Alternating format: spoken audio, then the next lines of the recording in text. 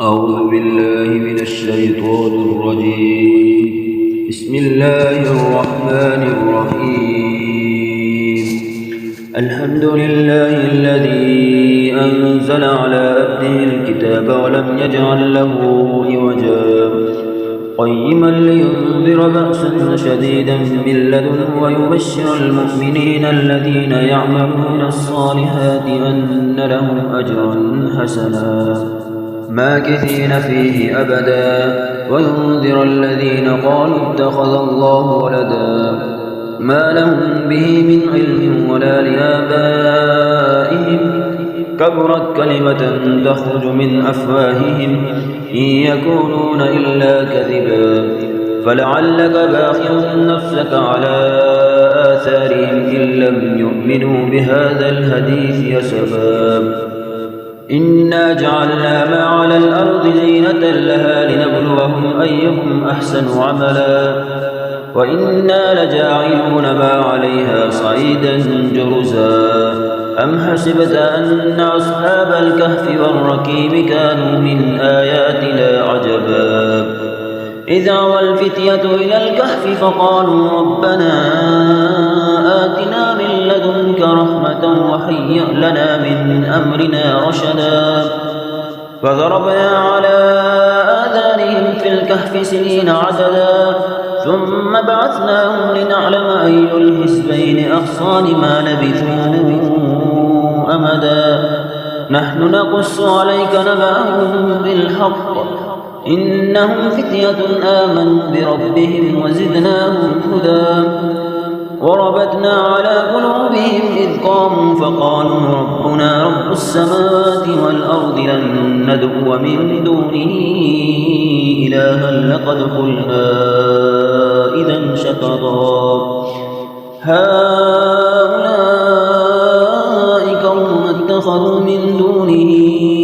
آلهة لولا يأتون عليهم بسلطان بين فمن أظلم ممن افترى على الله كذبا وإذ اعتدلتموهم وما يعبدون إلا الله فأووا إلى الكهف ينشر لكم ربكم من رحمته ويهيئ لكم من أمركم مرفقا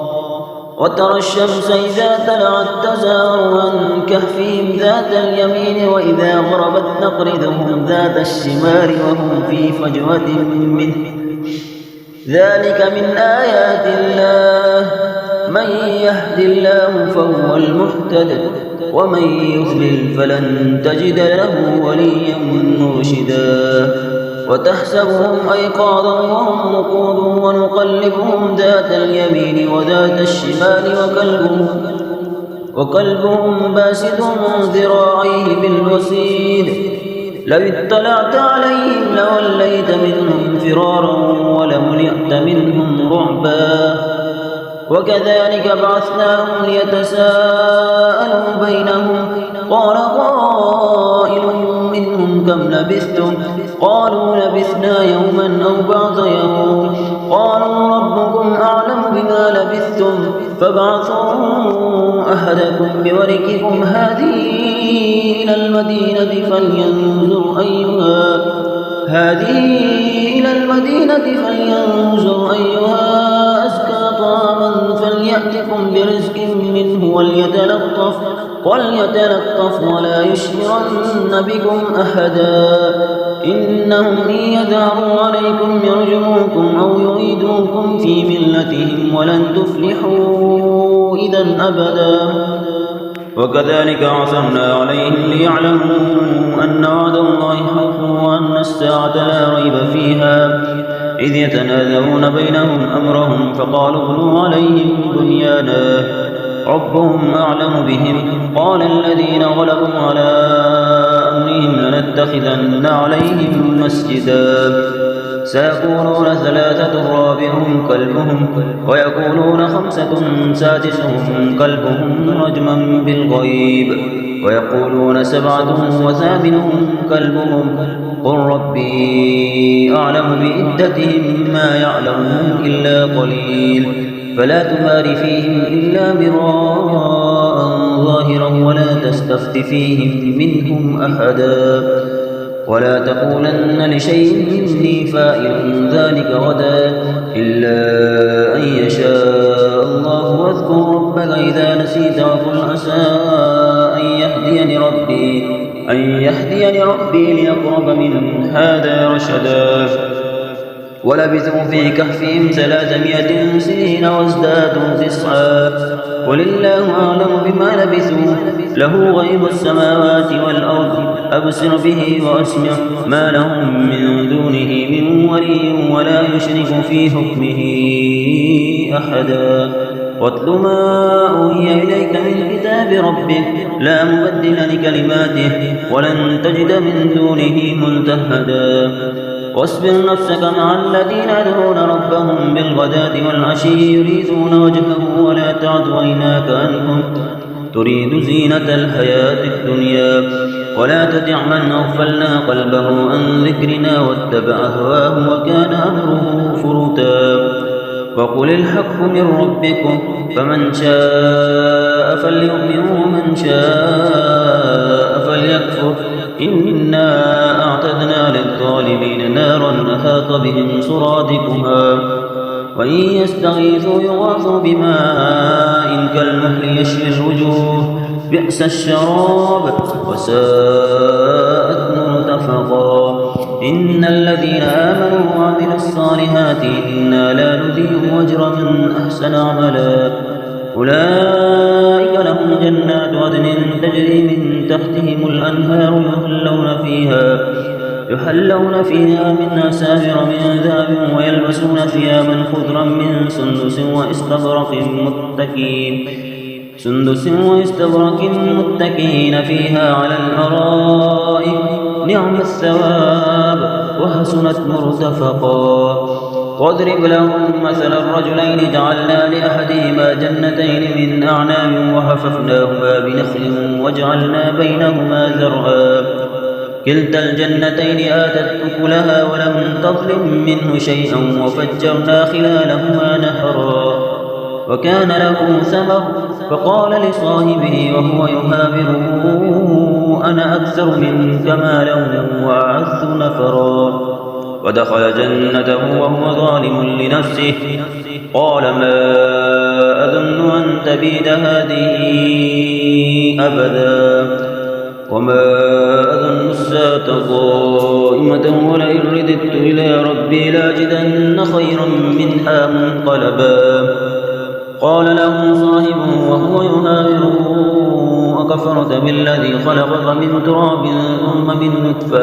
ثم من نطفة ثم سواك رجلا لكن هو الله ربي ولا أشرك بربي أحدا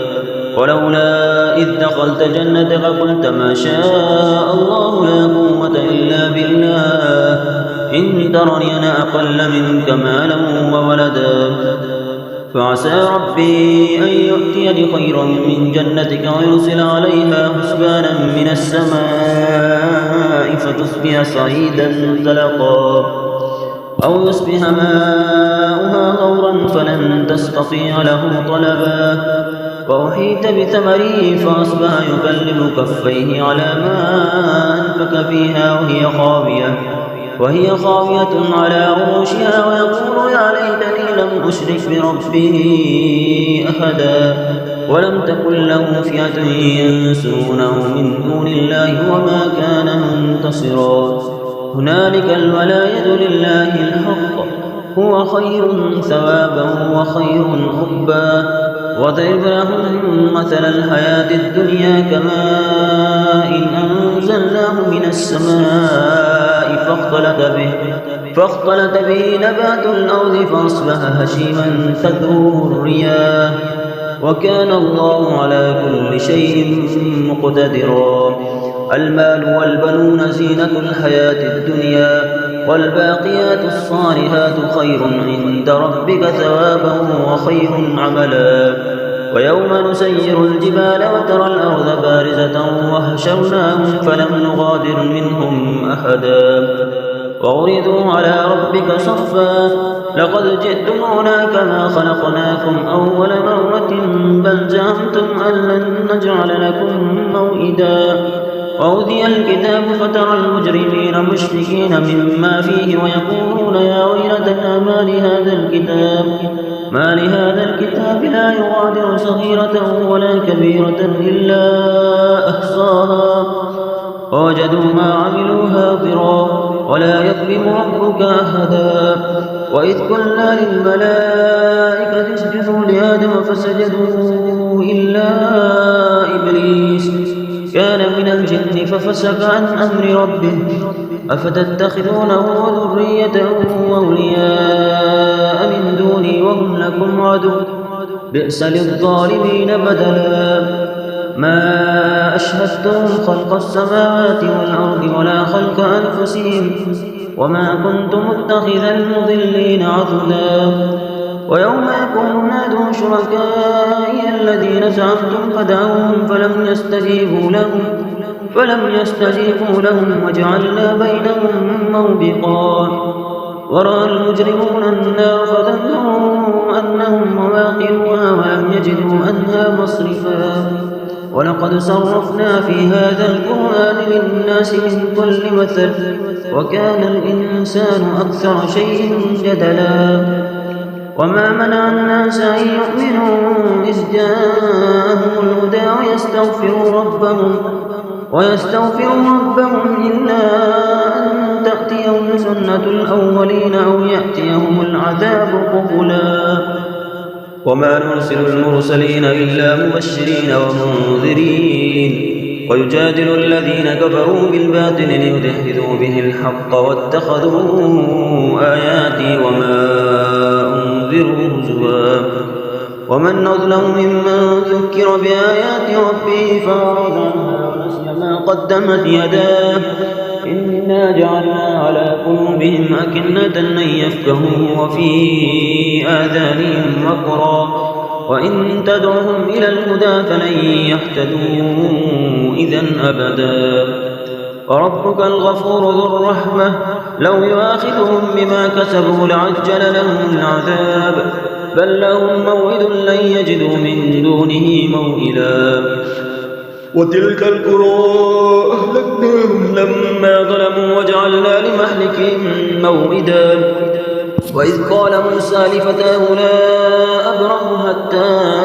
أبلغ مجمع البحرين أو أمضي حقبا فلما بلغا مجمع بينهما نسيا حوتهما فاتخذ سبيله في البحر سربا فلما جاوزا قال لفتاه آتنا غداءنا لقد لقينا من سفرنا هذا نصبا قال أرأيت إذا أوينا إلى الصخرة فإني نسيت الحوت وما أنسانيه إلا الشيطان أن أذكره واتخذ سبيله في البحر عجبا قال ذلك ما كنا نبغي فارتدا على آثارهما قصصا فوجد عبدا من عبادنا آتيناه رحمة من عندنا وعلمناه من لدنا علما قال له موسى هل أتبعك على أن تعلمني مما علمت رشدا قال إنك لن تستطيع معي صبرا وكيف تصبر على ما لم تحط به خبرا قال ستجدني إن شاء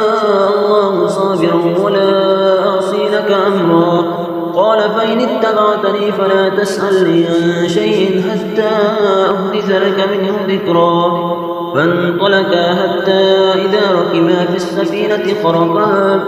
قال أخرقتها لتغرق أهلها لقد جئت شيئا إمرا قال ألم أقل إنك لن تستطيع معي صبرا قال لا تؤاخذني بما نسيت ولا ترهقني من أمري أسرا فانطلقا حتى إذا لقيا غلاما فقتله قال أقتلت نفسا زكية بغير نفس لقد جئت شيئا نكرا قال ألم أقل لك إنك لن تستطيع معي صبرا قال إن سألتك عن شيء بعدها فلا تصاحبني قد بلغت من لدني عذرا فانطلقا حتى إذا أتيا أهل قرية استطعما أهلها فأبوا أن يضيفوهما فوجدا فيها جدارا يريد أن ينقض فأقامه قال لو شئت لاتخذت عليه أجرا قال هذا فراق بيني وبينك سأنبئك بتأويل ما لم تستطع عليه صبرا أما السفينة فكانت لمساكين يعملون في البحر فأردت أن أعيبها وكان وراءهم ملك يأخذ كل سفينة غصبا وأما الغلام فكان أبواه مؤمنين فخشينا أن يرهقهما طغيانا وكفرا فأردنا أن يبدلهما ربهما خيرا منه زكاة وأقرب رحما وأما الجدار فكان لغلامين يتيمين في المدينة وكان تحته كنز لهما وكان أبوهما صالحا فأراد ربك أن يبلغا أشدهما ويستخرجا كنزهما رحمة من ربك وما فعلته عن أمري ذلك تأويل ما لم تستطع عليه صبرا ويسألونك عن ذي القرنين قل سأتلو عليكم منه ذكرا إنا مكنا له في الأرض وآتيناه من كل شيء سببا فأتبع سببا حتى إذا بلغ مغرب الشمس وجدها تغرب في عين حمئة ووجد عندها قوما قلنا يا ذا القرنين إما أن تعذب وإما أن تتخذ فيهم حسنا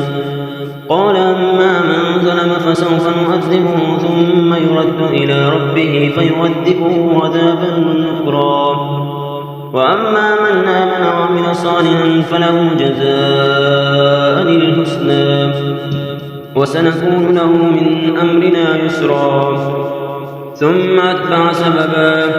حتى إذا بلغ مطلع الشمس وجدها تتلو على قوم لم نجعل لهم من دونها سترا كذلك وقد أحطنا بما لديه خبرا ثم أتبع سببا حتى إذا بلغ بين السدين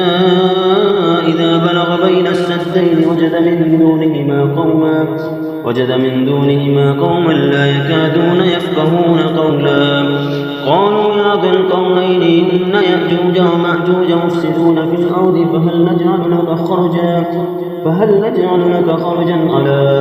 أن تجعل بيننا وبينهم سدا قال ما مكني فيه ربي خير فأعينوني بقوة أجعل بينكم وبينهم ردما آتوني زبر الحديد حتى إذا ساوى بين الصدفين قال انفقوا حتى